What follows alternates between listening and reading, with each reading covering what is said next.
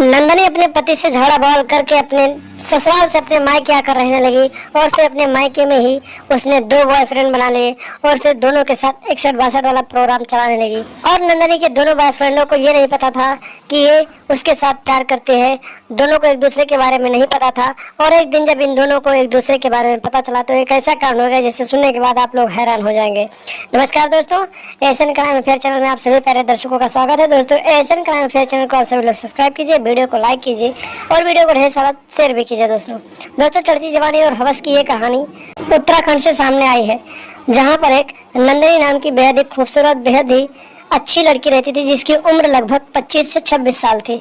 उसकी शादी को हुए अभी लगभग 5-6 महीने हुए थे कि उसने अपने पति से लफड़ा बवाल करके, झगड़ा करके अपने ससुराल को छोड़कर अपने मायके जाकर रहने लगी। और अपने मायके में ही जाकर उसने एक रमेश नाम के लड़के से प्यार कर लिया और फिर उसके साथ रातें रंगीन करने लगी और आए दिन अपने ही घर में उसको बुलाकर अपना अच्छे से 61-62 वाला प्रोग्राम चलाने लगी।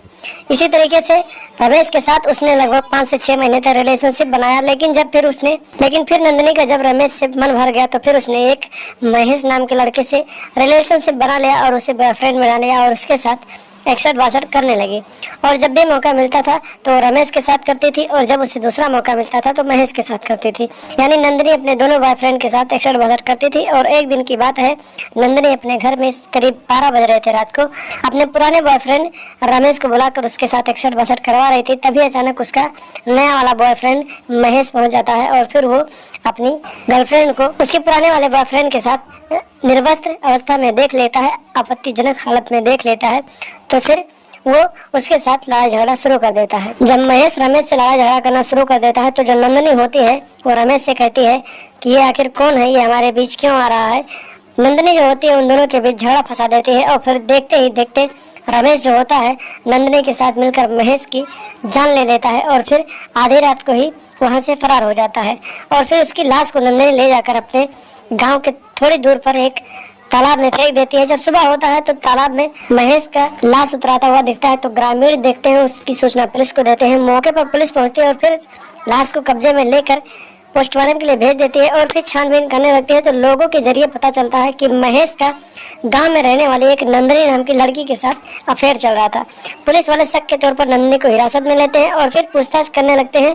तो डर के मारे नंदनी जो होती है पूरी कहानी पुलिस वालों को बता देती है और बताती है कि मेरे पति के साथ मेरा लफड़ा हो गया था, फिर मैं अपने ससुराल से अपने मायके चली आई और यहाँ पर मैंने रमेश नाम के लड़के से प्यार किया और फिर उसके बाद महेश भी मुझसे प्यार करने लगा था तो मैं उसके साथ भी रातें रंगीन करने लगी थी और उस दिन इन दोनों एक दूसरे के सामने हो गए। तो फिर मैंने रमेश के साथ मिलकर महेश की जान ले ली। इतना बयान लेने के बाद पुलिस जो होती है हाथों में हथकड़ी डालती है और फिर नंदनी को आगे की कार्रवाई के लिए जेल में डाल देती है। तो दोस्तों सावधान रहें, सतर्क रहें और ऐसी लड़कियों से दूरी बनाकर रखें जो आपके दुश्मन बन सकती है, जिनकी मानसिकता आपराधिक मानसिकता रखने वाली होती है। तो दोस्तों अपना ख्याल रखें और अपने आप को सुरक्षित रखें और अपने घर परिवार को भी सुरक्षित रखें और लगातार हमारे साथ बने रहें। हमारे चैनल को सब्सक्राइब कर लें और हमेशा देखते रहें एशियन क्राइम अफेयर।